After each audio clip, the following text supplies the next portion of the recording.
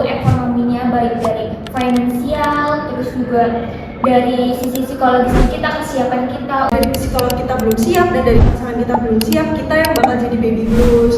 Mending jangan nikah dulu, karena ya buat apa? Kalau dari aku sih ya, menurut pandangan aku tuh mendingan kita siapin dulu ekonominya, baik dari finansial, terus juga dari sisi psikologisnya kita, kesiapan kita untuk menikah gitu. Baru lah kalau misal semua itu udah siap, baru kita nikah. Menurut pandangan aku gitu. Oke, iya sih itu lebih Idealis. ya lebih realistis juga di zaman yang sekarang ya. Apa kan sekarang inflasi makin naik, terus harga makanan pokok juga ikut tambah naik, dan juga gaji gitu-gitu aja kan. Nyari kerja juga sekarang lagi susah kan. Ya. Apalagi kalau udah nikah punya anak, itu harga pokok, harga susu kan aduh mahal banget itu. Kalau kita belum punya finansial yang stabil, itu berat banget sih.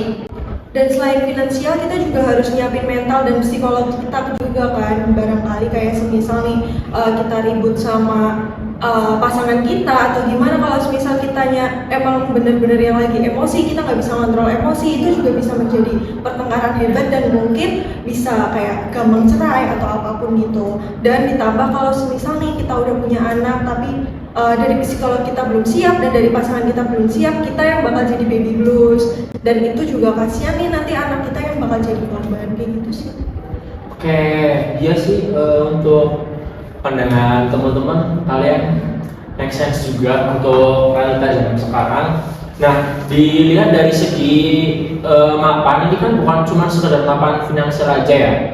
Banyak orang juga yang udah mapan finansial, tapi mereka masih tetap memilih untuk sendiri dulu.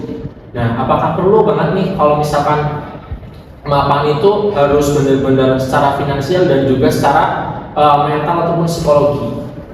Enggak sih, bener yang tadi kayak Belva bilang, kalau misal kita dari sisi psikolog belum siap, nantinya bakal apa ya, apalagi kalau emotional intelligence-nya tuh belum bisa mengolah emosi dengan benar.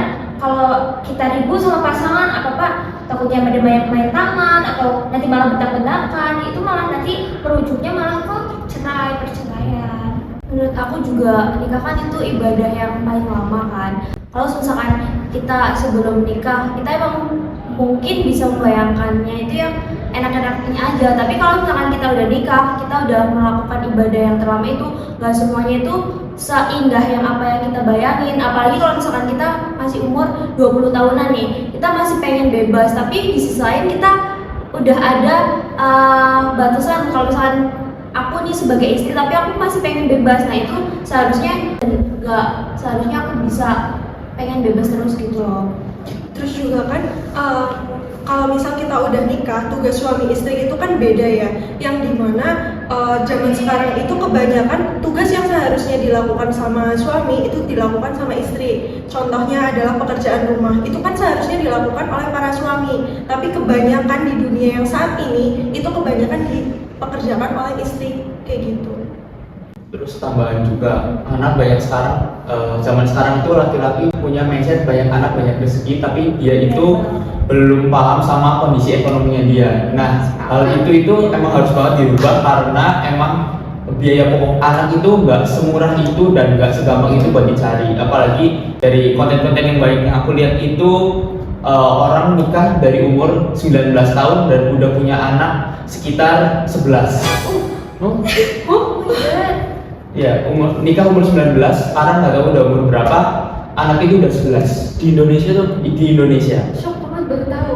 Ya, itu bisa dibilang emang psikologis dari si laki-lakinya emang harus dirubah, karena dia memikir, oh gitu. Dan banyak juga di sosmed itu aku lihat ya, orang suami istri udah punya anak, anaknya itu dibuang karena mereka nggak bisa merawat dari segi popok dan susu. Kayak gitu, itu juga menjadi faktor utama sih. Benar, ujung-ujungnya yang jadi korban tuh anaknya, padahal anaknya tuh nggak ada salah apa-apa gitu loh. Biasanya juga banyak kan orang-orang yang kayak tadi bilang Belva, terus mereka dipaksa ngemis lah di lampu merah, Padahal itu bukan tugas mereka. jual kesedihan, padahal ya itu salah dari orang tuanya. yang emang gak mikir ke depannya, itu pikirannya pendek gitu. Harusnya kalau emang misalkan dia ngerasa finansialnya belum stabil ya itu apa ya kayak Gitu udah. jangan egois lah, karena nanti ujung-ujungnya juga yang jadi korban gak cuma dari kita aja tapi anak kita yang jadi korban. Oke. Aku di sini ini nih ada apa namanya insight juga buat teman-teman seumuran kita umur 20-an tentunya. Ini ada firman Allah dari surat An-Nur ayat 32 yang artinya jika mereka miskin Allah akan memampukan mereka dengan karunia-Nya. Tapi ingat teman-teman, kata dimampukan di sini itu bukan berarti kita diam berpangku tangan dan juga mengharapkan uang itu jatuh dari langit.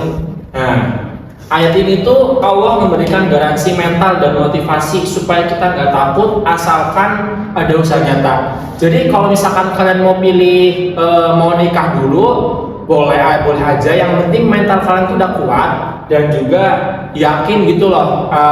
Setelah nikah itu kalian bakal dapat pekerjaan yang dapat memberikan nafkah untuk keluarga, anak dan juga istri. Kalau gitu, betul tidak? Betul. Sepakat ya. Nah, tadi kan Mas Kuna ini udah tanya-tanya soal kehidupan pernikahan. Sekarang aku juga pengen nanya nih ke kalian. Mungkin tadi yang dibahas dari Mas Kuna sendiri tentang mapan. Nah, menurut kalian mapan itu apa? Mapan. Kalau dari aku sendiri, mapan itu dalam bentuk finansial.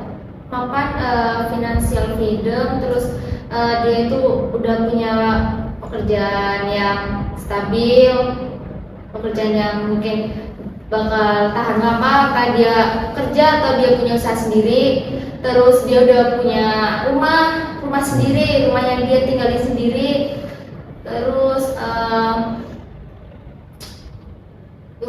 udah sih menurut aku itu mapan. Kalau dari aku sih, mapan bukan hanya dari segi finansial, cuma mapan tuh bisa dari psikologis. Yang tadi aku bilang secara emotional intelligence-nya sama perilakunya dia udah siap apa belum, terus secara materi dan apa ya dia kan si cowok itu nantinya akan jadi kepala keluarga yang nantinya akan memimpin keluarganya kan. Itu menurut aku tuh harus mapan dalam segala materi. Kalau dia udah mapan dari segala materi kan jadi nanti ngejalaninnya tuh enak gitu.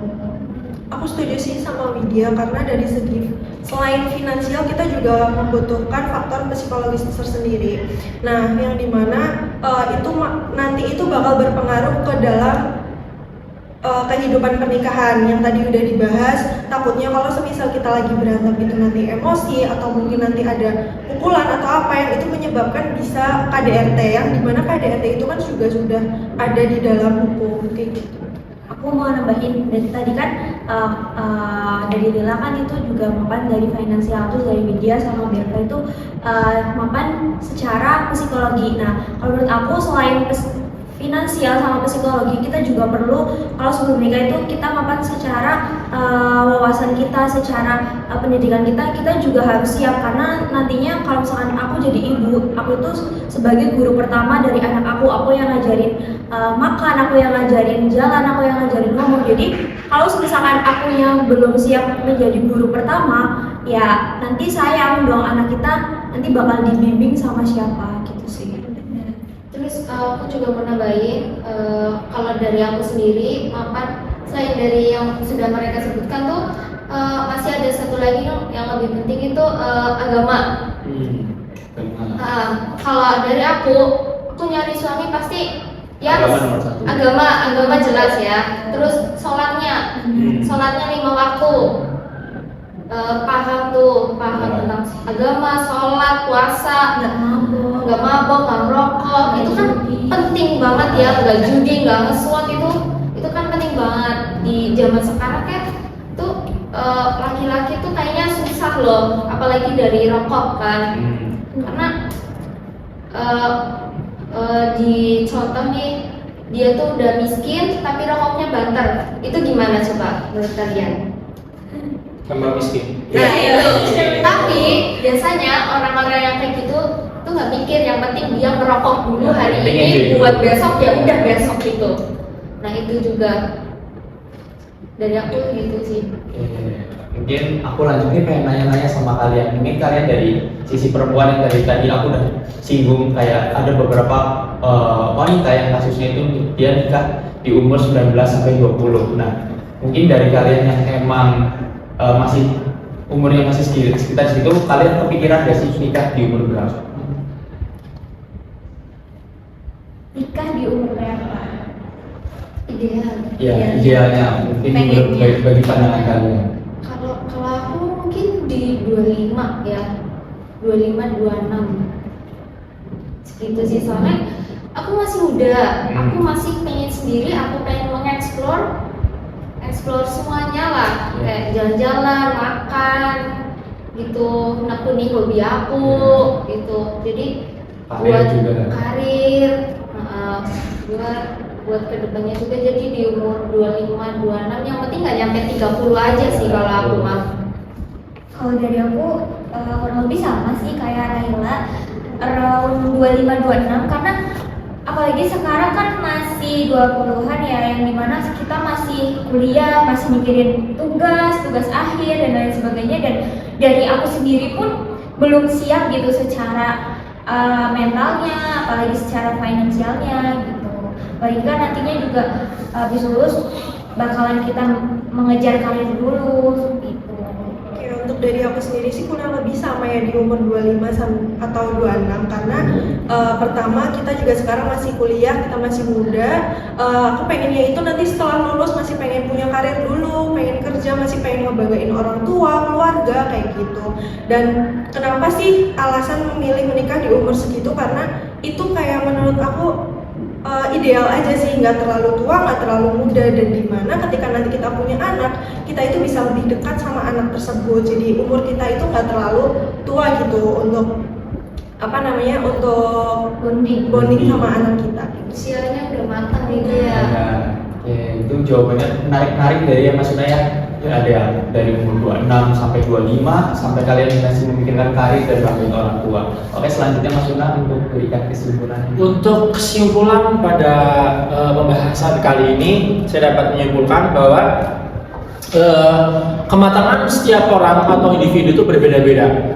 Bukan umur tuh tidak mematok dewasa atau kematangan dari seorang individu. Ada yang umur 20 udah matang, udah siap secara psikologi dan juga mental ataupun finansial. Ada juga yang umur 25 baru lulus kuliah, ada juga yang umur 27 dia baru matang secara finansial dan juga psikologi. Jadi buat kalian ya, kalian sendiri yang suka yang tahu nih diri kalian itu sudah siap atau belum untuk menjalankan ibadah seumur hidup yang paling lama itu pernikahan. Jadi pinter-pinterlah untuk menempuh jalan kehidupan kalian sendiri. Saya Ahmad Syekhuna.